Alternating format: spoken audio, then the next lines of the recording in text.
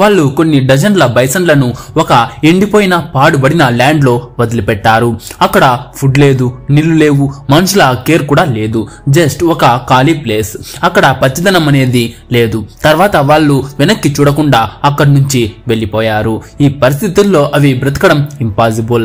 ఈ కఠినమైన నేల మీద ఈ అనిమల్స్ ఎన్ని రోజులు ఉంటాయో అని జనం అనుకున్నారు. కానీ 10 ఏళ్ల తర్వాత అదే సైంటిస్టులు ఆ ప్లేస్ కు తిరిగి వచ్చినప్పుడు వాళ్ళ కళ్ళ ముందున్న సీన్ అందరినీ షాక్ కి గురి చేసింది. ఎక్కడైతే డస్ట్ ఎగిరిపోయేదో అక్కడ ఇప్పుడు గడ్డి ఊగుతోంది. ఎక్కడైతే రాళ్లు పొదలు ఉండేవో ఇప్పుడు అక్కడ నదులు, పక్షులు మరియు జంతువుల హడావిడి ఉంది. ఎలాంటి మిషన్లు వాడలేదు, మనుషులు ఏమీ చేయలేదు. జస్ట్ ఒక జంతువు తిరిగి రావడం ఒక డెడ్ ల్యాండ్ కి మళ్ళీ లైఫ్ ఇచ్చింది. కానీ ఇది ఎలా జరిగింది? మనుషులు, గవర్నమెంట్లు కలిసి చేయలేనిది బైసన్ ఎలా చేసి చూపించింది? ఈ నిజం తెలిస్తే మీరు ఖచ్చితంగా సర్ప్రైజ్ అవుతారు. అసలు విషయం ఏంటో తెలుసుకునే ముందు ఈ వీడియోకి ఒక లైక్ చేసి మీ ఫ్రెండ్స్ కు తప్పకుండా షేర్ చేయండి. అలా చేస్తే నాకు ముందు చేసే వీడియోస్ కి ఒక మోటివేషన్ లా ఉంటుంది. నిజానికి ఈ ల్యాండ్ బైసన్లదే. వేలు కాదు, కోట్లాది బైసన్లు నార్త్ అమెరికాలోని ఖాళీ ప్రదేశాలలో తిరుగుతూ ఉండేవి. కానీ తర్వాత మనుషులు వచ్చారు. మొదట్లో అంతా బ్యాలెన్స్డ్ గా ఉండేది. బైసన్లు మైదానాలకు కింగ్స్ మరియు స్థానిక గిరిజనుల లైఫ్. వాటిలోని ప్రతి పార్ట్ యూస్ అయ్యేది. మాంసం తినేవారు, చర్మంతో బట్టలు తయారు చేసుకునేవారు మరియు ఎముకలతో పనిముట్లు చేసుకునేవారు. కానీ తర్వాత హంటర్స్ వచ్చారు. వారితో గ్రేడ్ మరియు బిజినెస్ కూడా వచ్చాయి. 18వ శతాబ్దంలో బైసన్లను చంపడం కేవలం లైఫ్ కోసం కాదు, డబ్బు కోసం కూడా జరగడం మొదలైంది. వాటి చర్మం అమ్ముడయ్యేది. వాటి నాలుక ఒక స్పెషల్ డిష్ గా మారింది మరియు మాంసం ఫ్యాక్టరీలకు దీని మాంసం వెళ్లేది. రైల్వే లైన్లు ఏర్పడ్డాయి మరియు ఇప్పుడు హంటర్స్ రైల్లో ప్రయాణిస్తూ కూడా బైసన్లను చంపేవారు. అది కూడా జస్ట్ ఫన్ కోసం మరియు ప్రాక్టీస్ కోసం. ఎంత ఎక్కువ బైసన్లను చంపితే అంత ఎక్కువ ప్రాఫిట్. ఇది కేవలం బిజినెస్ మాత్రమే కాదు, ఒక పొలిటికల్ వెపన్ గా కూడా మారింది. అమెరికన్ గవర్నమెంట్ ఈ వేటను నిశ్శబ్దంగా కొనసాగనిచ్చింది, ఎందుకంటే ఇది గిరిజనులను డ్యామేజ్ చేసింది. బైసన్లు లేకుండా వారికి ఫుడ్, బట్టలు ఇంకా మనీ ఏది ఉండేది కాదు. రాబోయే 20 ఏళ్లలో మైదానాల నుంచి కోట్లాది బైసన్లు క్లీన్ అయిపోయాయి. కొన్నిసార్లైతే కేవలం చర్మాన్ని మాత్రమే తీసుకుని మిగిలిన శరీరాన్ని కుళ్ళిపోవడానికి వదిలేసేవారు. 1870 నాటికి వాటి పాపులేషన్ 6 కోట్ల నుంచి కేవలం 50 లక్షలకు పడిపోయింది. మరియు 1889లో పరిస్థితి ఎంత దారుణంగా మారిందంటే మొత్తం అమెరికాలో కేవలం 541 బైసన్లు మాత్రమే మిగిలాయి. 6 కోట్ల నుంచి డైరెక్ట్ గా 541కి పడిపోయింది.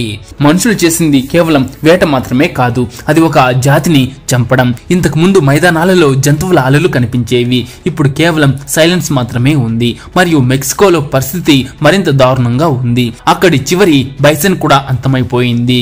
బైసన్లు వెళ్లిపోయాయి మరియు స్లోగా భూమి తన శ్వాసను కోల్పోవడం మొదలుపెట్టింది. ఎక్కడెక్కడైతే గ్రీనరీ ఉండేదో ఆ భూమి డ్రై అయిపోవడం మొదలైంది. గడ్డి అదృశ్యమైంది, మట్టి పట్టు కోల్పోయింది. ముఖ్యంగా మెక్సికోలోని చివా స్టేట్స్ లో ప్రజలు ఎక్కడైతే ఖాళీ ప్లేసెస్ ఉండేవో ఇప్పుడు అక్కడ కేవలం పొదలు మరియు ముళ్ళ ఫారెస్ట్ మాత్రమే మిగిలిపోయాయని చూశారు. భూమిపై ఒక హార్డ్ లేయర్ ఏర్పడింది. అలాంటి లేయర్ వాటర్ ను పీల్చదు, విత్తనాలను మొలకెత్తనివ్వదు. వర్షం వస్తే వాటర్ భూమిలోకి వెళ్లకుండా ఫ్లో అయ్యి మొత్తం మట్టిని తనతో పాటు తీసుకుపోతుంది. మరియు స్లోగా ఆ భూమి దేనికి పనికిరాకుండా పోయింది. పశువుల మేతకు గాని, వ్యవసాయానికి గాని దేనికి పనికిరాకుండా పోయింది. మొక్కలే కాకుండా జంతువులు కూడా చనిపోసాగాయి. భూమి లోపల టన్నెల్స్ ని తవ్వే ప్రైరీ డాగ్స్, వాటితో మట్టికి మంచి లైఫ్ ఉండేది, అవి కూడా అంతరించిపోవడం మొదలైంది. వాటితో పాటు ఇన్సెక్ట్స్, బర్డ్స్ మరియు చిన్న మ్యామల్స్ కూడా డిసపియర్ అయ్యాయి. నేచురల్ చైన్ బ్రేక్ అయింది. ఒక థ్రెడ్ లాగితే మొత్తం స్ట్రక్చర్ చెదిరిపోయినట్లు మొత్తం బ్రేక్ అయిపోయింది. మరియు ఇదంతా కేవలం మైదానాలకు కింగ్ అయిన బైసన్ అక్కడ లేకపోవడం వల్లే జరిగింది.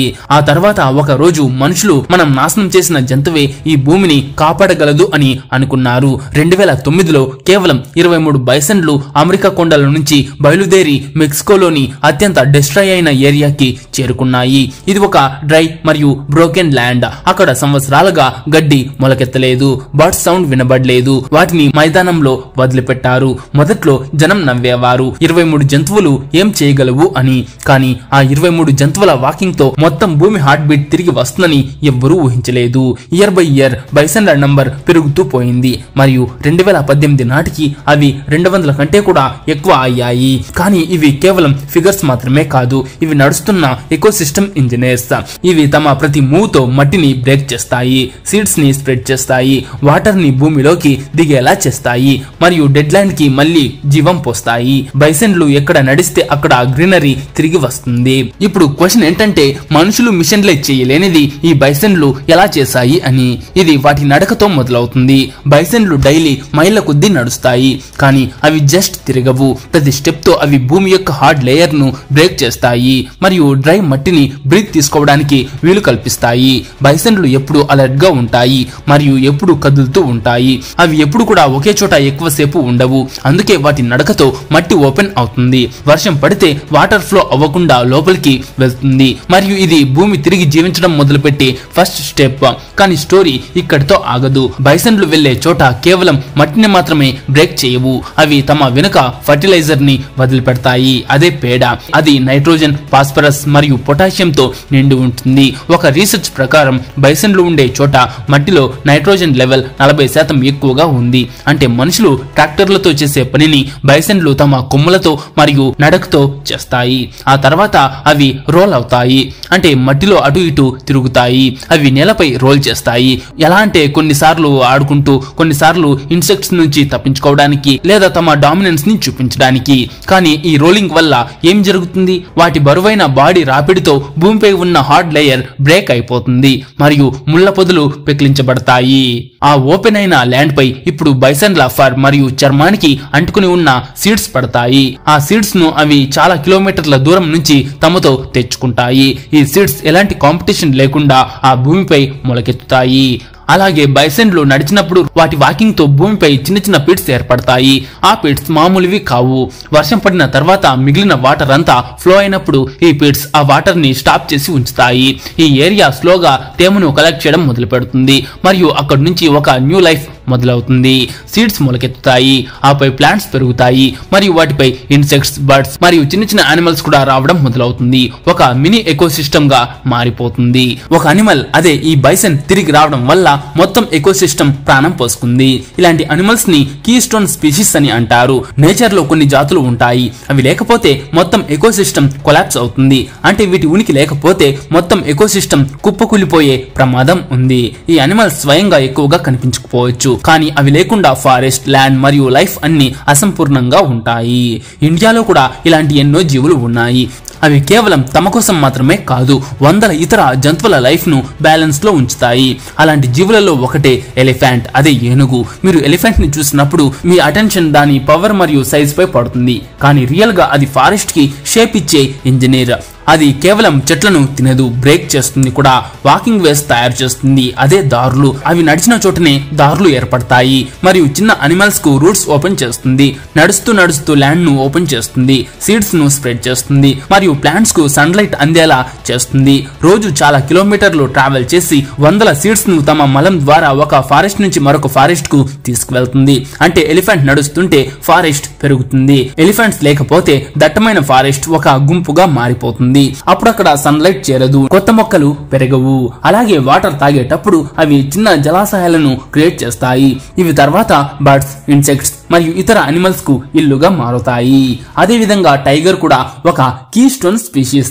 ఫారెస్ట్ నుంచి టైగర్ వంటి హంటర్స్ పూర్తిగా డిసపియర్ అయితే మొదట్లో పెద్దగా డిఫరెన్స్ కనిపించకపోవచ్చు, కానీ స్లోగా దాని ఎఫెక్ట్ డీప్ మరియు డేంజరస్ గా ఉంటుంది. టైగర్ ఉన్నప్పుడు డీర్, నిల్గాయ్ మరియు అడవి పందుల వంటి వెజిటేరియన్ అనిమల్స్ ఎప్పుడు ఒక చోట ఉండవు. ప్రతి గడ్డి పొద మరియు ప్రతి ట్రీ నీడలో ఒక హంటర్ దాగి ఉండొచ్చు అని అవి డౌట్ తో ఉంటుంది.